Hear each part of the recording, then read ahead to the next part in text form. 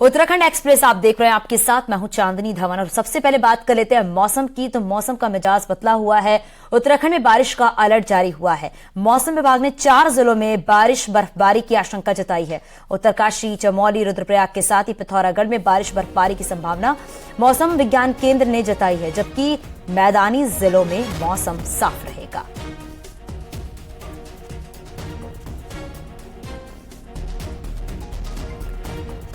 तो मैदानी जिलों में मौसम साफ रहेगा। हालांकि रुद्रप्रयाग, पिथौरागढ़ को लेकर अलर्ट जारी किया गया है। उत्तराखंड में बारिश का अलर्ट जारी किया गया है। 4 जिलों में बारिश और बर्फबारी की संभावना जताई जा रही है। उत्तरकाशी, चमोली में भी अलर्ट जारी कर दिया गया है।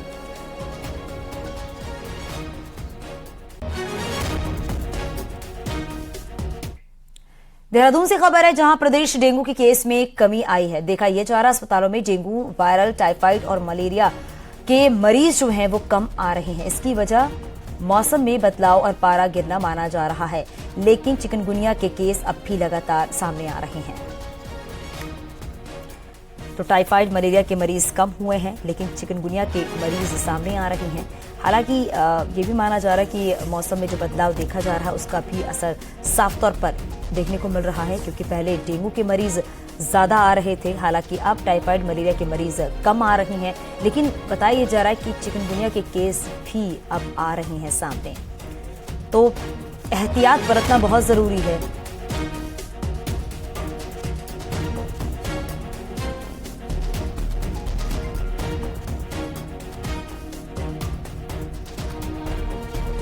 देहरादून लिए चलेंगी सहयोगी भारती सकलानी हमारे साथ जुड़ गई है। भारती, जरा बताइएगा कि जहां एक तरफ देखा जा रहा है कि अब डेंगू के मरीजों की संख्या कम हो गई है, मलेरिया, टाइफाइड के मरीज नहीं आ रहे हैं, तो वहीं दूसरी तरफ ये भी देखा जा रहा है कि चिकनगुनिया के मरीज आ रहे हैं सामने। वहां पर किस तरीके से हालात है और कैसे वहां पर व्यवस्थाएं बनाई गई हैं? देखिए, आपको ध्यान होगा कि हम लगातार कवरेज करते रहे कैसे डेंगू के मरीज प्रदेश भर में इस पूरे सीजन में देखने को मिले और कितनी परेशानी उसकी वजह से हुई। राजनीतिक मुद्दा भी वो बना।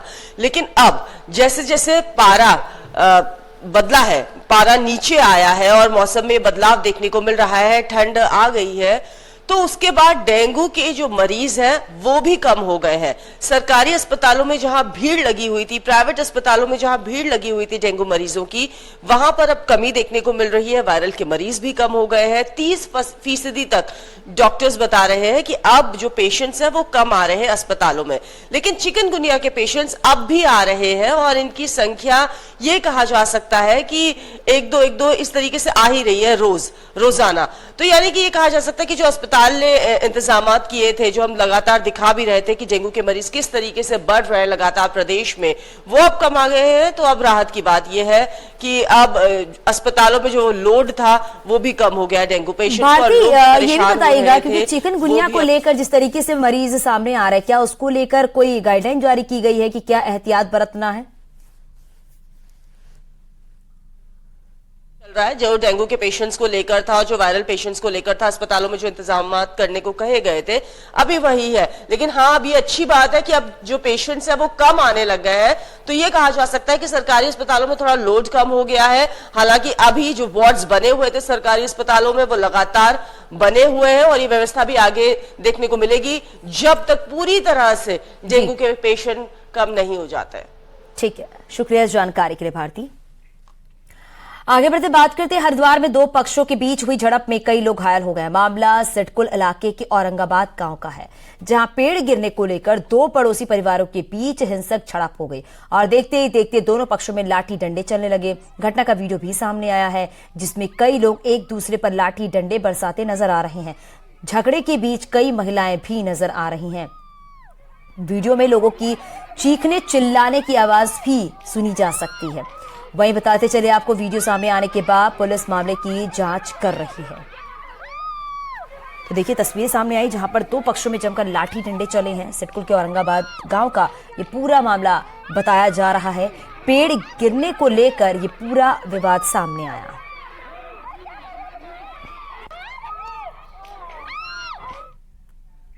सीएम पुष्कर सिंह धामी ने नैनीताल में अधिकारियों की मीटिंग ली है और इस दौरान जिले के साथ ही मंडल स्तर के भी अधिकारी मौजूद रहे। सीएम धामी ने विकास कार्यों की समीक्षा की, कामों को जल्द से जल्द पूरा करने के निर्देश दिए गए हैं। नैनीताल क्लब में आयोजित बैठक में सीएम ने कहा है कि आपदा में जो नुकसान हुआ है उस पर प्राथमिकता से काम करें और विंटर सीजन में पर्यटकों को बेहतर सुविधाएं दें। सीएम ने कहा है कि 30 नवंबर तक सड़कों को गड्ढा मुक्त करें। वहीं सीएम ने यह भी कहा है कि पूरे उत्तराखंड को ड्रग्स फ्री बनाएंगे। उन्होंने हल्द्वानी के विकास के लिए जो 1600 करोड़ का पैकेज है उसके लिए टेंडर जारी कर दिए गए हैं और हल्द्वानी के रिंग रोड पर नई डीपीआर की बात कही है।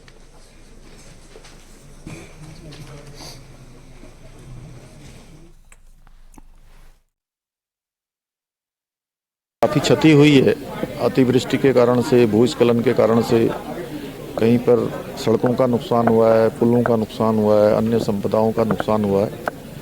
तो उसका जल्दी से जल्दी, चूँकि उनका पुनर्निर्माण होना है, उसके पुनर्निर्माण के लिए कहा है और सड़कों को चूँकि गड्ढा मुक्त करना है और गड्ढा मुक्त करने की एक समय सीमा भी है, तो संसाधन भी है।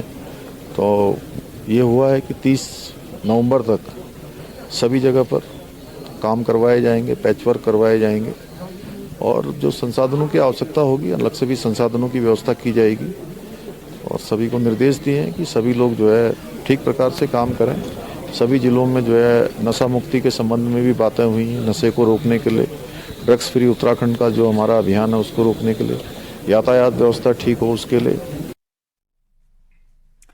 नैनीताल में सीएम ने बीजेपी कार्यकर्ताओं की बैठक ली। इस दौरान कार्यकर्ताओं ने नैनीताल नगर पालिका में व्याप्त भ्रष्टाचार का मुद्दा उठाया। तो नैनीताल डीएम संस्था में चल रहे घोटाले की जांच के साथ ही खेल अधिकारी नियुक्त करने की मांग उठाई है। इसके साथ ही बैताल घाट में स्टोन क्रशरों से ग्रामीणों को हो रही परेशानियों का मुद्दा भी उठाया गया है। इसके साथ बताया गया है कि ग्रामीण इलाकों में स्वास्थ्य सुविधाओं को बेहतर करने की मांग की गई है। उत्तराखंड से बाहरी लोगों द्वारा अवैध होम स्टे संचालन पर कार्रवाई की मांग और राज्य के लोगों के लिए होम स्टे देने की अपील की गई है। सीएम धामी ने कार्यकर्ताओं को कार्रवाई करने का भरोसा दिया।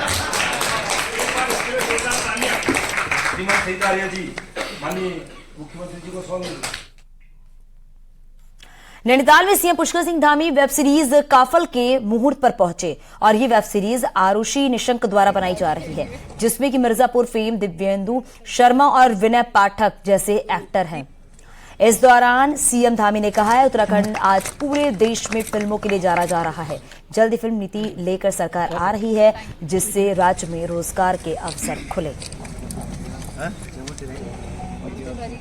फिल्म फ्रेंडली स्टेट के रूप में हमको अवार्ड पूरे देश का मिल चुका है और इधर के सालों में तेजी से जो अन्य स्थानों पर लोग शूटिंग के लिए जाते थे, अब शूटिंग के लिए प्रमुख स्थान उत्तराखंड बन रहा है। हमने उनके लिए भी अच्छी व्यवस्थाएं यहाँ पर की है। ऑनलाइन उनको चाहे फिल्म की परमिशन देनी हो, चाहे अन्य व्यवस्थाएं करनी हो, सुरक्षा की दृष्टि से भी कानून व्यवस्था की स्थिति भी राज्य में अच्छी है। दिल्ली की तर्ज पर राजधानी देहरादून में ट्रैफिक कंट्रोल के लिए ऑड इवन व्यवस्था लागू करने पर विचार हो रहा है, लेकिन इससे पहले ही सियासत भी शुरू हो गई है। जनता के मुद्दे पर बीजेपी और आम आदमी पार्टी आमने सामने आ गई है। रिपोर्ट देखिए।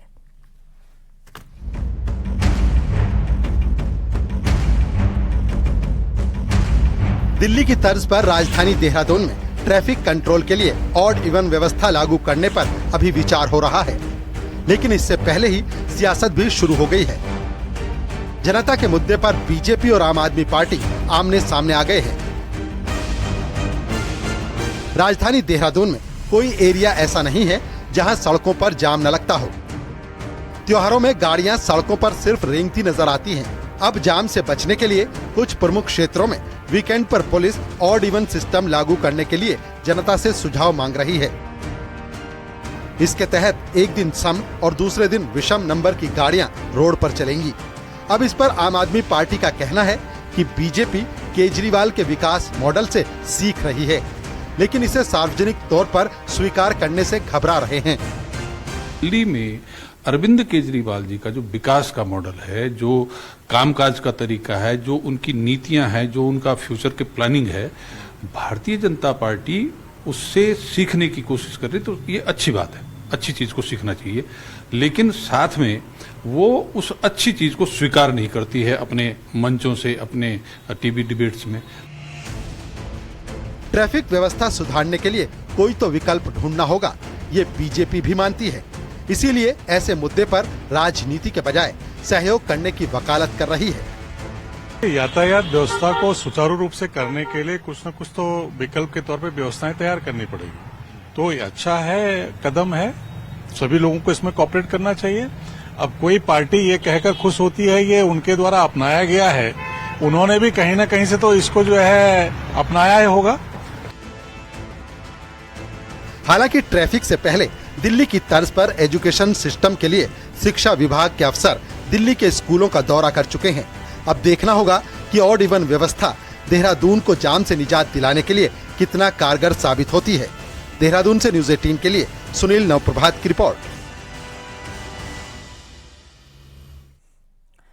यूपी के पूर्व सीएम अखिलेश यादव अपने निजी दौरे पर उत्तराखंड पहुंचे। बताया जा रहा है कि अखिलेश यादव कुछ दिनों के लिए कौड़ियाला जाएंगे और वहीं गठबंधन को लेकर अखिलेश यादव ने कहा कि अपनी विचारधारा को लेकर किसी भी प्रदेश में जा सकते हैं, इससे किसी को कोई परेशानी नहीं होनी चाहिए। साथ ही गठबंधन को लेकर कहा कि गठबंधन अपनी जगह पर है, अगर किसी को समाजवादी पार्टी की जरूरत होगी तो अच्छी बात होगी। मान लिया उत्तराखंड में बनाने लगे पार्टी तो हम किसी को नाराज कर रहे हैं क्या? हम अपनी विचारधारा को लेके जा रहे हैं। इसलिए गठबंधन अपनी जगह है, गठबंधन की बातें अलग जगह होंगी। गठबंधन में अगर जरूरत है समाजवादियों की तो जरूर अच्छी बातें होंगी। कांग्रेस नेता और चक्राता विधायक प्रीतम सिंह कालसी में आयोजित दशहरे मेले में थिरकते दिखे हैं।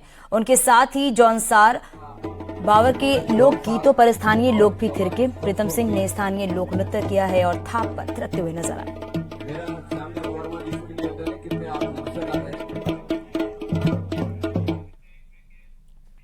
बीजेपी कांग्रेस को हर सीट पर काउंटर करने का प्लान करती है, भले वो कांग्रेस का गढ़ ही क्यों ना हो। लेकिन इसी मोर्चे पर कांग्रेस में कोई प्लान नहीं दिखता, उल्टा कांग्रेस के विधायक बीजेपी की तारीफ करते हैं। ऐसे में ये हालत भविष्य में खास तौर पर उत्तराखंड में भारी न पड़ जाए। ये रिपोर्ट देखिए।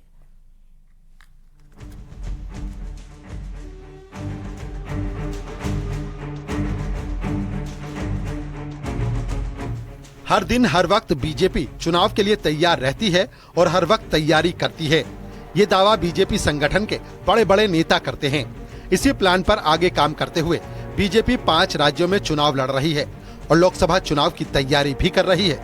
नए प्लान के मुताबिक बीजेपी कमजोर सीटों पर फोकस कर रही है, खास तौर पर वो सीटें जहां कांग्रेस के विधायक हैं। कांग्रेस विधायकों वाली ऐसी ही सीटों पर बीजेपी उत्तराखंड में भी काम कर रही है, ताकि इसका फायदा पहले लोकसभा और फिर विधानसभा चुनाव में मिले। उत्तराखंड में लगातार 2 बार से 5 सांसद बीजेपी के हैं, लेकिन पार्टी की कोशिश जीत का अंतर बड़ा करने की है। साल 2019 में हर बीजेपी सांसद की जीत का अंतर 2 लाख वोट से ज्यादा रहा था। जब पॉलिटिकल पार्टी में हम लोग प्लान बनाते हैं तो ये जरूर देखते हैं कि हम कहाँ कमजोर हैं और उस कमजोरी को कैसे दूर किया जाए। इस बार पूरा फोकस हमारा पार्टी का यह है कि जो हमारी हारी हुई सीटें हैं उनको कैसे जीता जाए। एक तरफ बीजेपी कांग्रेस को उसकी जीती सीटों पर कमजोर करना चाहती है, तो इसके उलट पहले राष्ट्रपति चुनाव में कांग्रेस के एक विधायक ने क्रॉस वोटिंग की, तो प्रधानमंत्री नरेंद्र मोदी के पिथौरागढ़ दौरे के बाद धारचूला और लोहाघाट के कांग्रेस विधायकों ने उनकी तारीफ करके पार्टी को असहज किया। अब इस हाल में बीजेपी के प्लान को काउंटर करना आसान नहीं है। हालांकि central election committee member Pritam Singh की माने तो कांग्रेस मेहनत करके अपनी पोजीशन बेहतर करेगी। राजनीति में जब हम चुनाव मैदान में जाते हैं तब कई बार ऐसी परिस्थितियां पैदा हो जाती हैं कि हम चुनाव जो है पराजित हो जाते हैं, लेकिन ये बहुत लंबे समय तक चलने वाली प्रक्रिया नहीं है। लोकसभा का चुनाव जीतने का भी काम करें, उसके बाद 27 का जो विधानसभा चुनाव होगा उसमें मजबूत प्रत्याशी उतार करके भाजपा को परास्त करके हम राज्य के अंदर फिर से कांग्रेस का परचम लहराना चाहते हैं। राजनीतिक पार्टियों का पहला टारगेट चुनाव जीतकर सरकार बनाना होता है, पर कामयाबी उसी पार्टी को मिलती है जो ग्राउंड पर प्लानिंग के साथ काम करती है।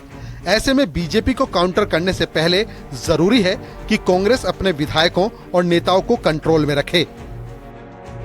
न्यूज़ 18 के लिए देहरादून से दीपांकर भट्ट की रिपोर्ट।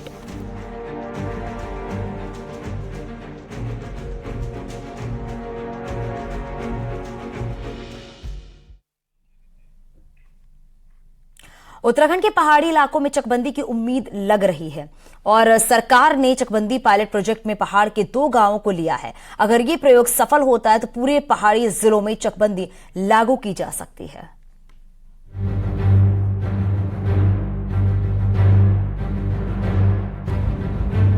उत्तराखंड में स्थायी राजधानी के बाद अगर कोई मुद्दा सबसे ज्यादा चर्चा में रहा तो वो है चकबंदी। असल में पहाड़ की बिखरी जोत से हो रहे नुकसान को कम करने के लिए गाहे बगाहे चकबंदी का जिन्न बोतल से बाहर निकल ही आता है। अब तक की सरकारों ने चकबंदी लागू करने के लिए कुछ नियम बनाए, लेकिन 23 सालों में नतीजा सिफर ही रहा। लेकिन अब धामी सरकार एक बार फिर पहाड़ी जिलों में चकबंदी की पहल कर रही है, जिसके लिए 2 पहाड़ी गाँव को पायलट प्रोजेक्ट में शामिल किया गया है। देखिए, अभी हमने ट्रायल के रूप में 2 गांवों पे हम कर रहे हैं और उसके बाद क्योंकि चकबंदी होने के बाद मैं बड़े दावे के साथ कह सकता हूं कि जो ये पलायन है उसको रोकने में ये चकबंदी बहुत बड़ा काम करेगी। पहले की सरकारों में भी राज्य में स्वैच्छिक चकबंदी को बढ़ावा देने के कई प्रयास किए गए थे, जिसके तहत उत्तरकाशी के वीप और खरसाली में ग्रामीणों की सहमति से चकबंदी लागू हुई थी। यही नहीं, उत्तर प्रदेश के दौर में 1973 में देहरादून के सलान गांव में भी स्वैच्छिक चकबंदी हुई थी। लेकिन स्वैच्छिक चकबंदी की पहल भी इन 3 गांवों में आगे नहीं बढ़ पाई है, जबकि पहाड़ों में लगातार हो रहे पलायन को रोकने के लिए चकबंदी को सबसे बड़ा हथियार माना गया है। जब चकबंदी का कानून उत्तर प्रदेश सरकार ने पास किया तो तराई के क्षेत्रों में तो चकबंदी हुई, लेकिन पर्वतीय क्षेत्रों में चकबंदी नहीं हुई और इसी कारण हमारी जो जोत है वो अनवायबल हो गई। अनप्रोडक्टिव जब हो गई तो लोगों ने यहाँ से पलायन करना शुरू किया। पहाड़ी जिलों में बिखरी जोत में खेती और बागवानी घाटे का सौदा रही है। यही वजह है कि लोग खेती बागवानी का मोह छोड़ मैदानों में पलायन कर चुके हैं। ऐसे में अगर सरकार की ये कोशिश परवान चढ़ती है तो तय है कि पहाड़ की तस्वीर पूरी तरह बदल सकती है। न्यूज़ 18 के लिए पिथौरागढ़ से विजयवर्धन उप्रेती की रिपोर्ट।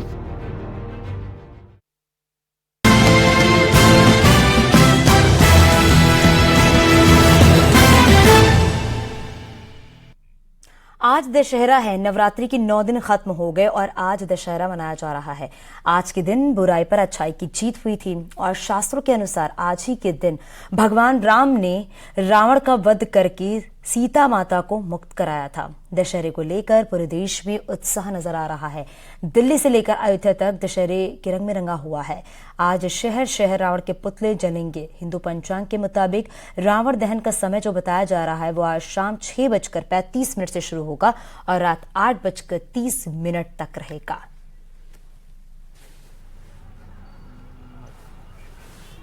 फिर निकाल दीजिए, फिर से कर रहे हैं। आपने रामलीलाएं और अभिनय बहुत देखे होंगे, लेकिन आज आप एक नेता को अभिनेता के रूप में देखेंगे। वो उठेंगे और कहेंगे वाह। देखिए हमारी खास रिपोर्ट।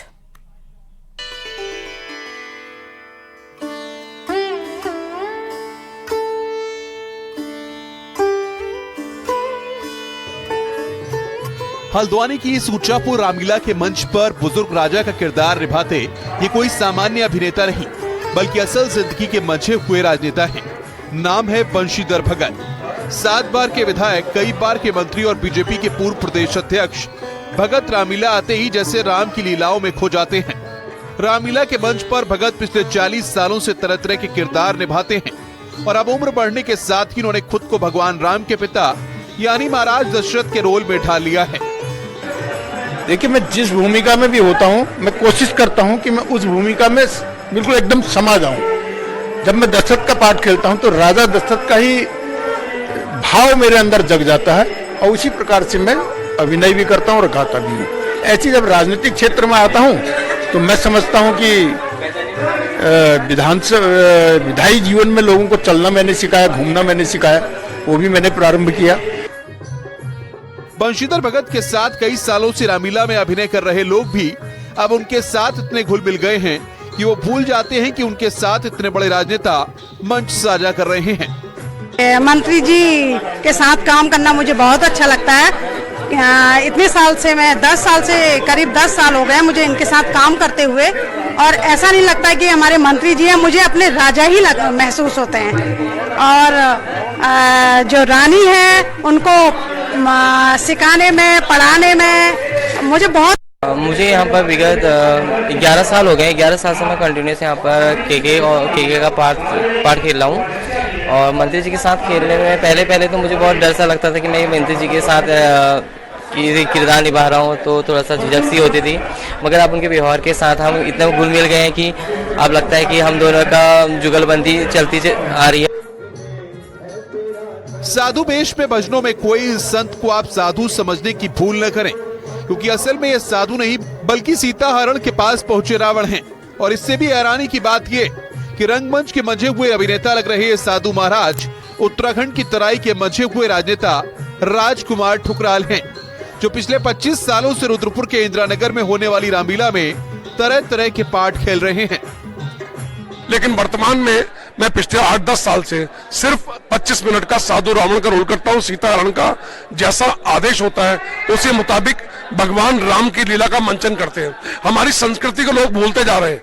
हम लोग कैसे भगवान राम के पद चिन्हों पर चलेंगे? इसलिए आज शिव नाटक क्लब के तत्वाधान में यहाँ इंदिरा आदर्श कॉलोनी के अंदर ये भगवान राम का काम चल रहा है। कुमाऊं में रामलीला की रौनक है, लेकिन बंशीधर भगत और राजकुमार ठुकराल के अभिनय की हर तरफ तारीफ होती है।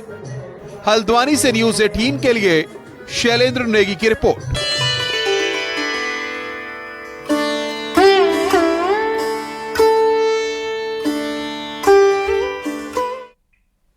उत्तरकाशी में इन दिनों कई गांवों में पांडव नृत्य की धूम है। भटवाड़ी ब्लॉक के दूरस्थ गांव कामर में पांडव नृत्य का आयोजन किया जा रहा है। ग्रामीण पांडव नृत्य का आयोजन लंबे अरसे से करते आ रहे हैं, जिसमें गांव की ग्रामीण फल, मक्खन, घी, दूध लेकर पांडव नृत्य में पहुंचते हैं और पांडवों को इसका भोग लगाते हैं। ग्रामीणों की मान्यता है कि पांडव जब अपने पशु पर अवतरित होता है तब ग्रामीण ढोल नगाड़ों के साथ पांडव नृत्य का आयोजन होता है। इस दौरान ग्रामीणों ने पांडवों के प्रसव के सामने अपनी समस्या रखी। बड़ी संख्या में मौजूद ग्रामीणों ने पांडवों का आशीर्वाद लिया और सुख समृद्धि की कामना भी की।